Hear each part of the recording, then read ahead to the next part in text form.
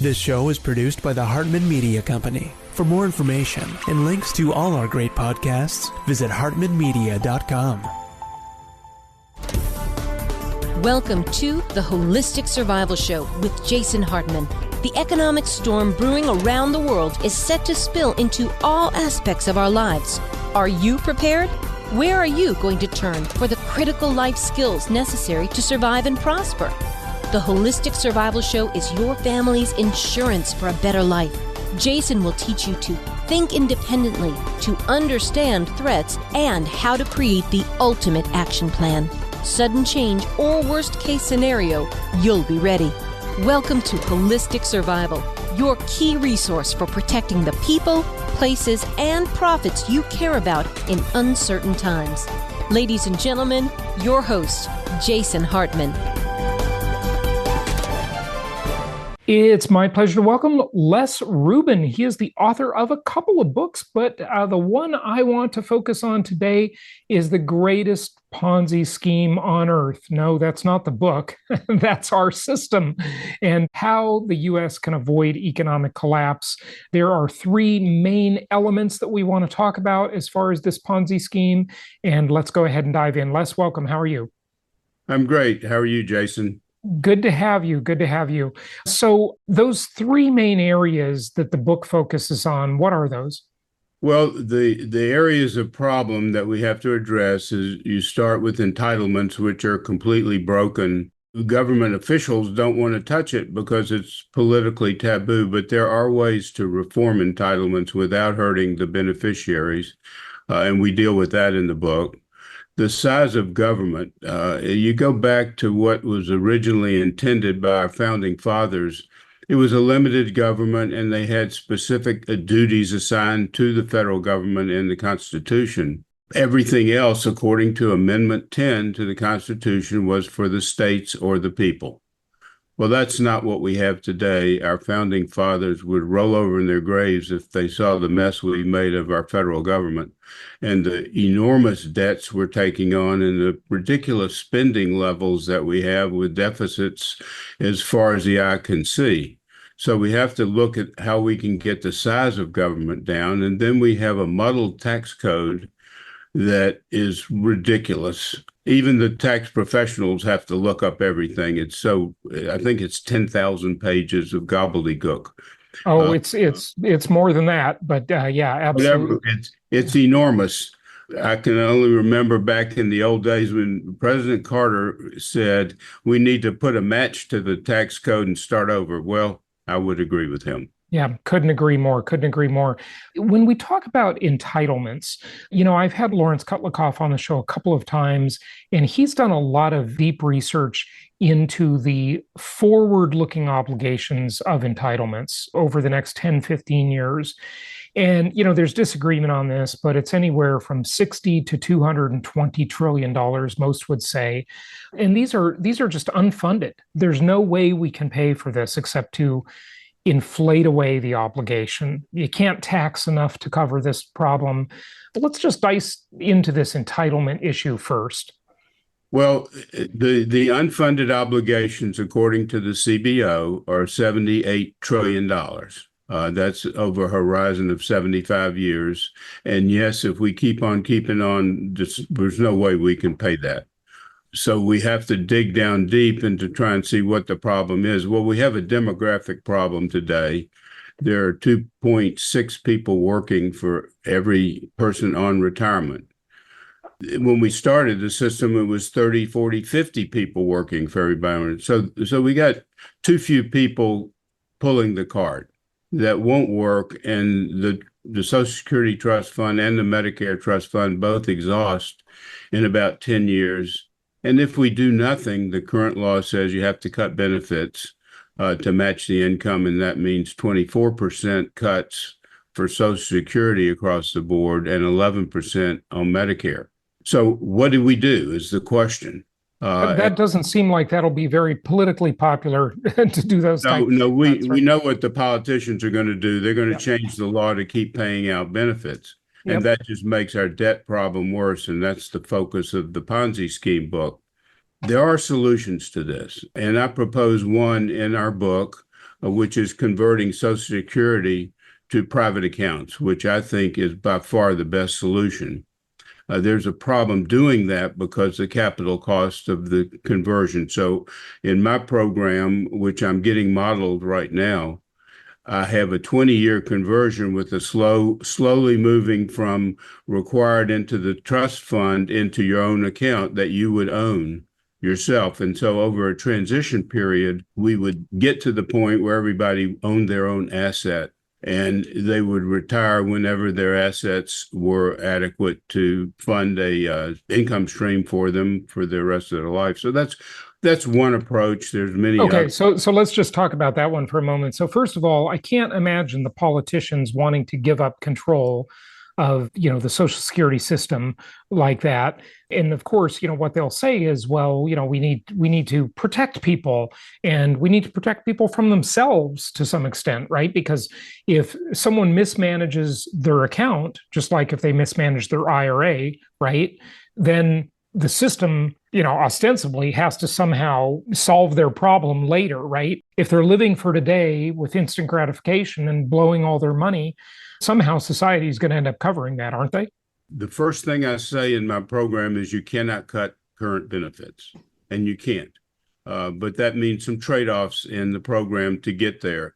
Does the government want to give up control? No, they never want to give up control. Power is what it's all about in Washington. Right. So that's what Main Street Economics is trying to reach out beyond the political class to the voting public, if you will, the concerned citizens of the country, because if we can get them educated to the problems that we have and the future that is not pretty, and you'll see that if you take a few minutes to look at our website, then maybe we can alert the citizens to the problem in time to get some pressure on Washington. I think it was Lincoln that said it best. It says, with public support, you can get anything done. Without it, you can get nothing done. So we have to get the public on board with this. All right. So entitlements, we talked about retirement or Social Security, but what about all of these promises the government has made? I mean, I, for one, have never seen so many people collecting disability benefits from the government. How did a generation of people become disabled like this? It's just fake. These claims are fake, many of them. How do you cut back on benefits? I mean, look, the left side of the political aisle and the right side to a lesser degree, they've just bought off the voters with promises of goodies, Well, there's a very prophetic quote that I found from someone no one has heard of. His name is Alexander Tytler. And he forecasts what's going. This was 200 years ago. He was a Scotsman, judge and a historian. And he said, democracy cannot succeed as once people discover that they can vote themselves largesse from the government. After that, you're doomed to failure in a fiscal morass. And unfortunately, that's exactly what's happening. The politicians are professional politicians. They're not statesmen anymore. They're professional politicians. They have a job and they want to keep it. This is one reason we need term limits so badly. Term limits would be great if you could get it through. That's the challenge. Yep. But we need the public to understand the problem if we're ever going to fix it. And that's what I'm trying to do through Main Street Economics.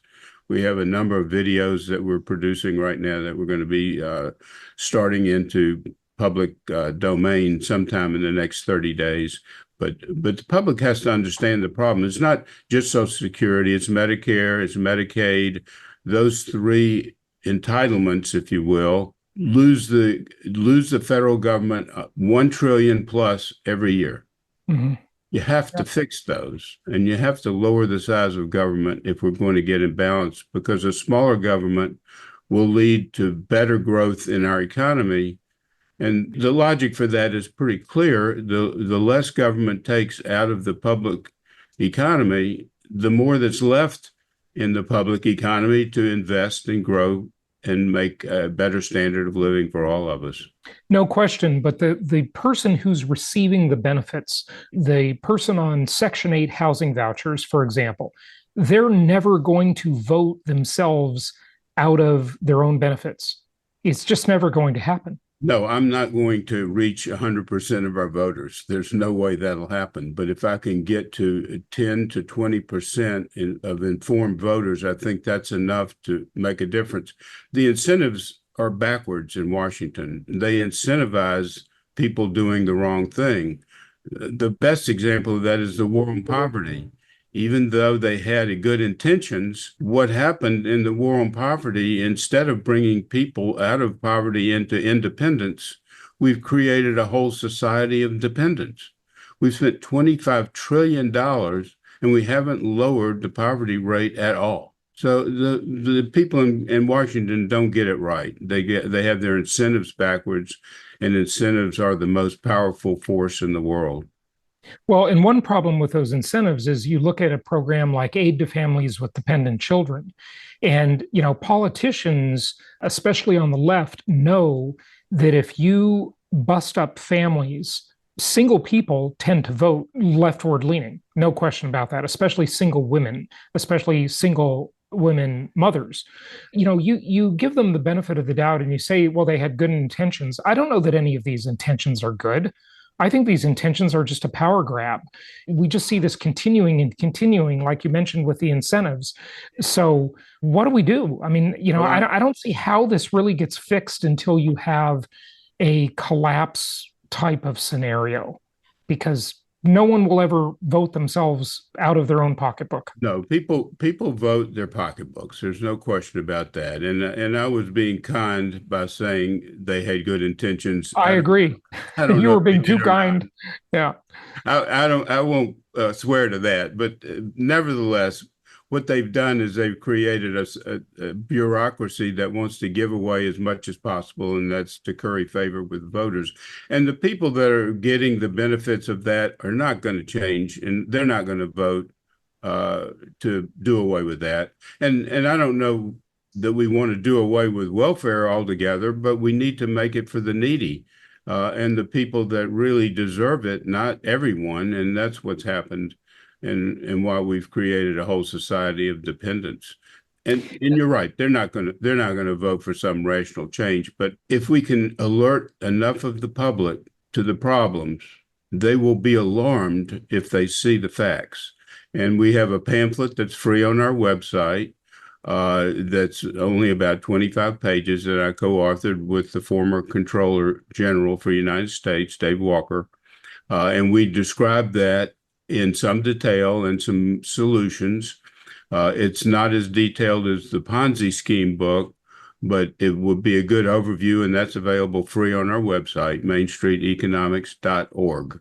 You wrote a book strictly about economics, right? Rather than specifically the Ponzi scheme we're talking about. Where does this lead?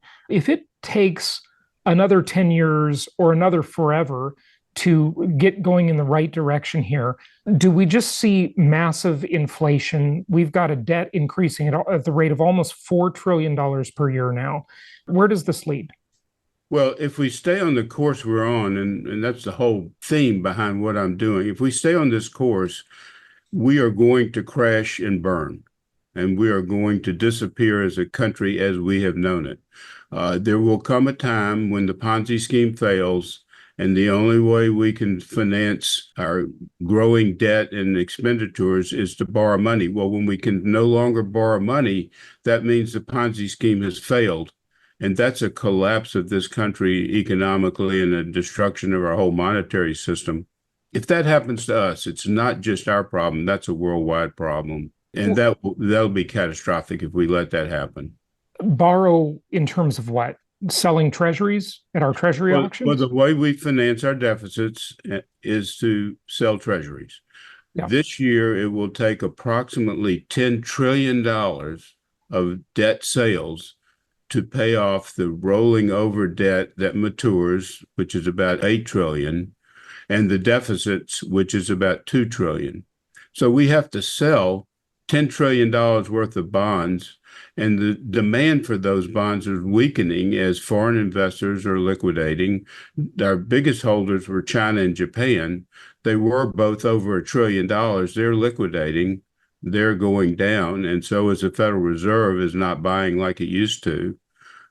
So you have a convergence of increasing supply of debt and a decreasing demand, and we all understand supply and demand curves, that's not a good scenario. At some point, we're going to run into, we can't sell our debt to anybody but the Fed. And when you sell debt to the Fed, that's printing money and that's inflation. So how bad will the inflation get? Well, that depends on the policy. Right now, they're having trouble getting inflation under control, and they're trying for this so-called soft landing where we get inflation under control without a recession.